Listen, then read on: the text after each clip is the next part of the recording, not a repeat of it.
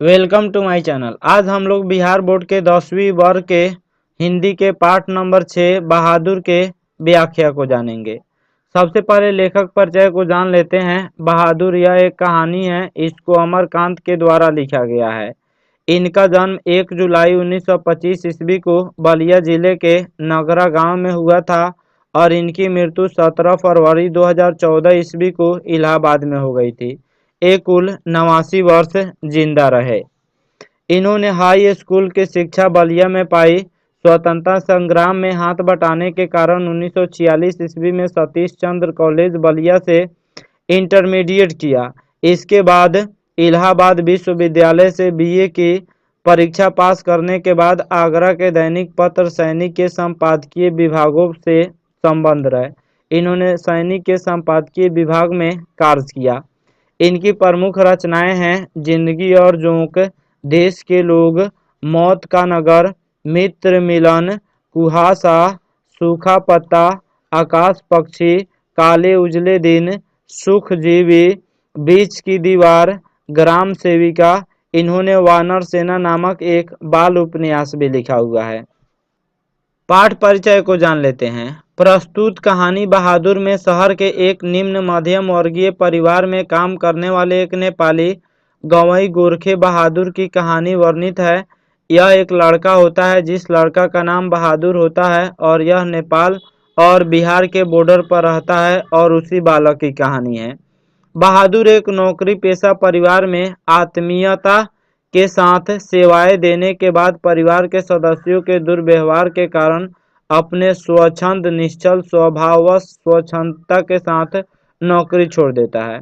अर्थात परिवार के लोग जब उसके साथ दुर्व्यवहार करने लगते हैं तो बहादुर जो था वह बिना छल कपट के अपनी मर्जी से वह नौकरी को छोड़ देता है।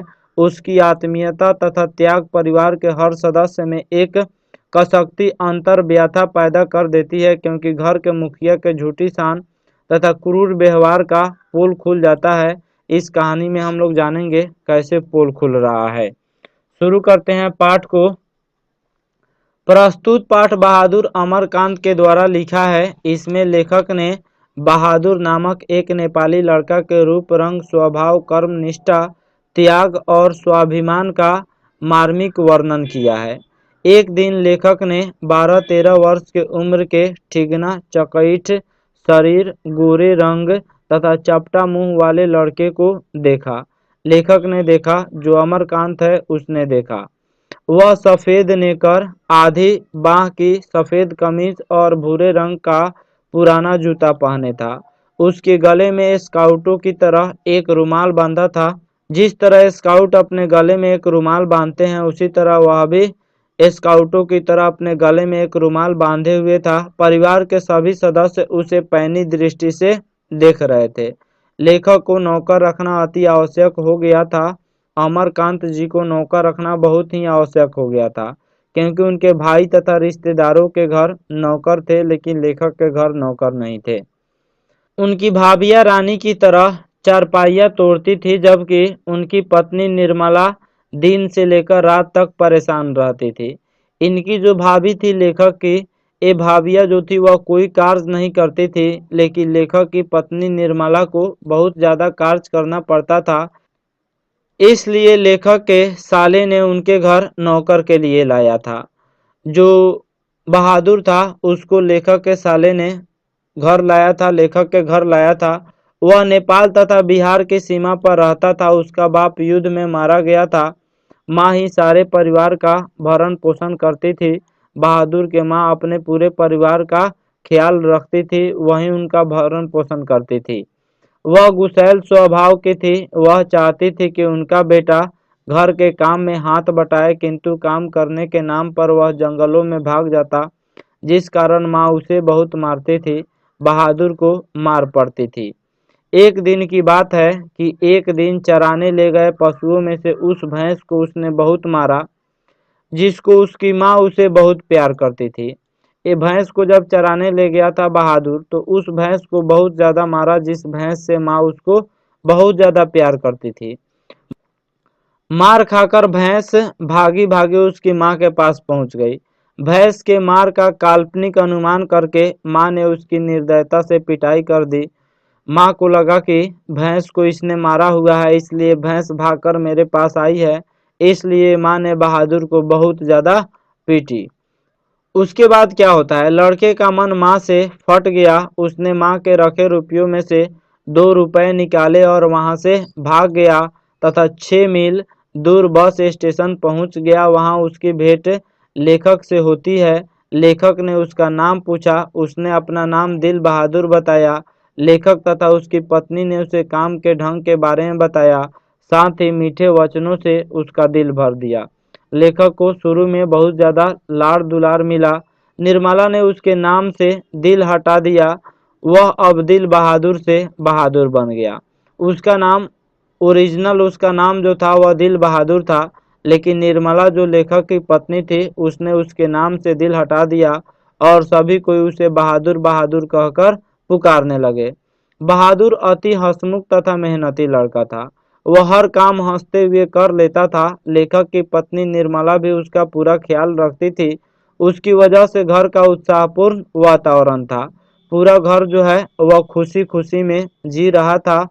उसके बाद क्या होता है, निर्मला ऐसे नौकर पाकर अपने आप को धन्य समझती थी, इसलिए वह आंगन में खड़ी होकर पड़ोसियों को सुनाते हुए कहती थी, बहादुर आकर नाश्ता क्यों नहीं कर लेते? मैं दूसरी औरतों की भांति नहीं हूँ। मैं तो नौकर चाकर को अपने बच्चों की तरह रखती हूँ। किसने कहा? लेखक की पत्नी निर्मला ने कहा। बहादुर भी घर का सारा काम करने लगा, जैसे सवेरे उठकर नीम के पेड़ से दातुन तोड़ना, घर की सफाई करना, कमरों में पोंछा लगाना, चाय बनाना तथा पिलाना, दोपहर में कपड़े धोना, बर्तन मलना, यह सब बहादुर करता था। बहादुर सीधा साधा तथा रहमदिल बालक था।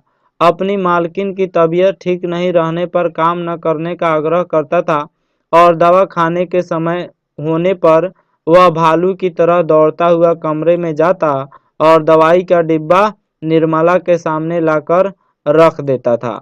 बहादुर जो था वह अपने जो मालकिन थी निर्मला, उनको बहुत ज़्यादा प्रेम करता था और थोड़ा भी तबीयत खराब होता था तो उनको दवा ले आकर दे देता था और काम न करने का सलाह देता था। उसके बाद क्या होता, वह एक कृतज्ञ बालक था। निर्मला के पूछने पर उसने कहा कि माँ बहुत मारती थी, इसलिए माँ की याद नहीं आती है।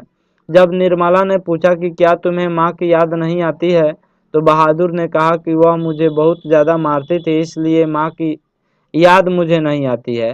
परंतु माँ के पास पैसा भेजने के संबंध में उसका उत्तर था।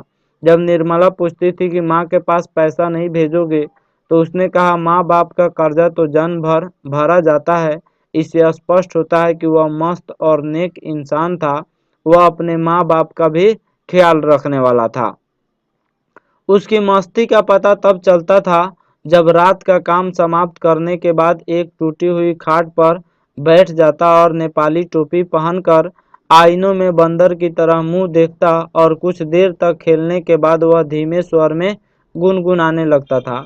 जब सोने का वक्त होता था तो वह गुनगुनाता था और वह बंदरों की तरह मुंह बनाता था और वह शीशों में देखता था।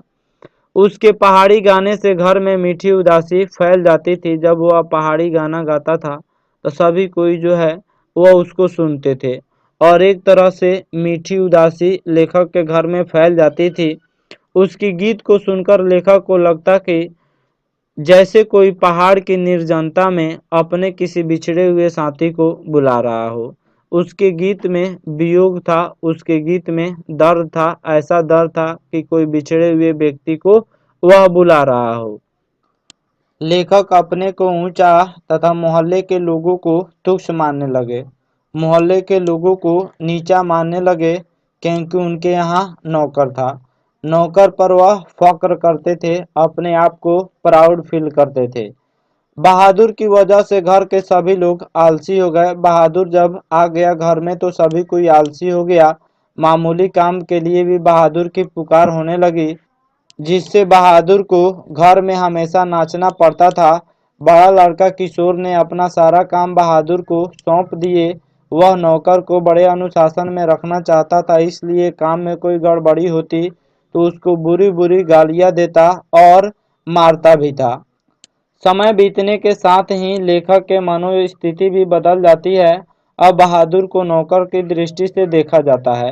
पहले जब शुरू में बहादुर आया था तो उसको जो है वह अपने बेटी की तरह देखा जाता था, लेकिन बाद में जब समय बीतता गया तब बहादुर को नौकर की दृष्टि से देखने लगे और सभी कोई उसे नौकर समझने लगे।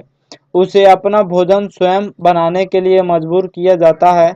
निर्मला जो थी वह बहादुर को अपना भोजन स्वयं बनाने के लिए मजबूर करती है। वह कहती है कि यहाँ पे जो है रोटी बनाओ और खुद से खाओ, लेकिन बहादुर जो होता है उन्हें रोटियां बनाने नहीं आता है और वह जो है रोटी उस दिन नहीं बनाता है और उस दिन भूखा सो जाता है।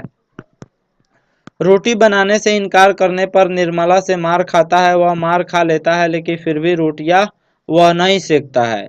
उसके बाद क्या होता है कि वह रात को सो जाता है और सुबह उठता है तो फिर उसी तरह हंसता खेलता है और फिर अपने से रोटियां बनाता है और उस रोटियों को देखकर हंसता है और फिर उसे खाता है।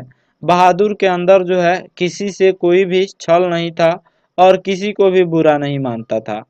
आगे क्या होता है इतना ही नहीं, कभी कभी एक गलती के लिए निर्मला तथा किशोर दोनों मारते थे, जिस कारण बहादुर से अधिक गलतियां होने लगी। लेखक यह सोचकर चुप रहने लगे कि नौकर चाकर के साथ मारपीट होना स्वाभाविक है। इस बीच एक दूसरी घटना घट गई। लेखक के घर कोई रिश्तेदार आया था। उनके भोजन के लिए रोहू मछली और देहरादूनी चावल मंगाया जाता है। नाश्ता पानी के बाद बातों की जलेबी छनने लगती है। सभी कोई बातें करने लगते हैं। अचानक उस रिश्तेदार की पत्नी रुपए गुम होने की बात कहकर घर में भूचाल उत्पन्न कर देती है। बहादुर के सिर दोष मढ़ दिया जाता है। कहा जाता है कि बहादुर ने ही पैसा को चुराया है। लेखक को विश्वास नहीं होता, क्योंकि बहादुर ने जब इधर उधर पैसे पड़ा देखता तो उठाकर निर्मला के हाथ में दे दिया करता था। किंतु रिश्तेदार के यह कहने पर कि नौकर चाकर चोर होते हैं, लेखक ने कड़े स्वर में पूछा कि तुमने यहाँ से रुपए उठाए थे। उसने निर्भीकता पूर्वक उत्तर दिया, नहीं बाबूजी। बहादुर का मुंह काला पड़ गया। लेखक ने उसके गाल पर एक तमाचा जड़ दिया कि ऐसा करने से बता देगा। उसकी आंखों से आंसू गिरने लगे।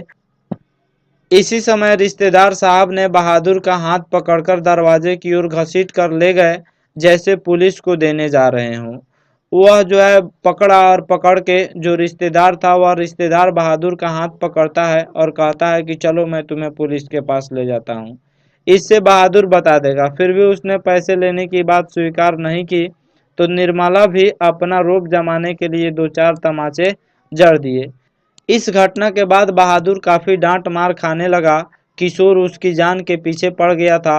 एक दिन बहादुर वहां से भाग निकला। एक दिन की बात ऐसी होती है कि बहादुर लेखक का घर छोड़ देता है। लेखक जब दफ्तर से लौटा तो घर में उदासी छाई हुई थी। दफ्तर का मतलब ऑफिस होता है। निर्मला चुपचाप आंगन में सिर पर हाथ रखकर बैठी थी। आंगन गंदा पड़ा था, बर्तन बिना मले रखे हुए थे, सारा घर अस्त व्यस्त था। बहादुर के जाते ही सबके होश उड़ गए थे। निर्मला भी अपनी बदकिस्मती का रोना रो रही थी। निर्मला कह रही थी कि हमारे किस्मत में ही काम करना लिखा हुआ है, नौकरों का सुख नहीं है। सभी कोई अपनी गलती को स्वीकार रहे थे। लेखक बहादुर का त्याग देखकर भौचक्का रह जाता है, क्योंकि उसने अपना तनख्वाह, वस्त्र, बिस्तर तथा जूते सब कुछ वहीं छोड़ गया था। जिससे बहादुर के अंदर का दर्द का पता चलता है। वह गरीब होते हुए भी आत्म अभिमानी था। मार तथा गाली गलौज के कारण ही वह मां से दुखी था तथा उसने घर का त्याग किया था। लेकिन जब लेखक के घर आया तो यहाँ भी उसे मार और गाली गलौज होती थी, जिसके चलते वह दुखी होकर अपना सब कुछ छोड़कर वह घर से भाग जाता है। अंततः लेखक बहादुर की ईमानदारी तथा उसका त्याग देखकर एक अजीब सा लघुता का अनुभव करता है। लेखक यह समझता है कि वही सबसे बड़ा है और मैं सबसे छोटा हूँ। लेखक अपने आप को तुच्छ समझने लगता है कि हम लोग कितने बेवकूफ़ हैं, हम लोग कितने गिरे हुए हैं कि एक जो है जिसने गलती नहीं किया और उसको हमने इतनी यातनाएं दी है, तथा अपनी गलती स्वीकार करते हुए कहता है कि यदि मैं न मारता। लेखक कहते हैं कि यदि मैं न मारता तो शायद वह नहीं जाता। किशोर भी अपनी भूल महसूस करते हुए कहता है कि एक बार भी अगर बहादुर आ जाता तो उसे माफ़ी मांग लेता तथा कभी जाने नहीं देता। सब किसी को अपनी अपनी गलती का एहसास होने लगता है। लेखक को महसूस होने लगता है कि जब कोई व्यक्ति अपनी मानवता का त्याग कर देता है तो उसकी झूठी शान बालू की भीत की तरह ढह जाती है और हाथ मलने के सिवा कुछ शेष नहीं रह जाता है। और सभी कोई पछताने लगते हैं और सभी कोई कहते हैं कि बहादुर आता तो मैं उनसे माफ़ी मांग लेता। इस तरह से उनके घरों का जो झूठी शान था वह बालू की भीत की तरह ढह जाता है। भीत का मतलब घर होता है, तो बालू का भीत की तरह वह ढह जाता है। आशा करता हूँ यह वीडियो आप सब किसी को अच्छा लगा होगा। Thank you watching my video.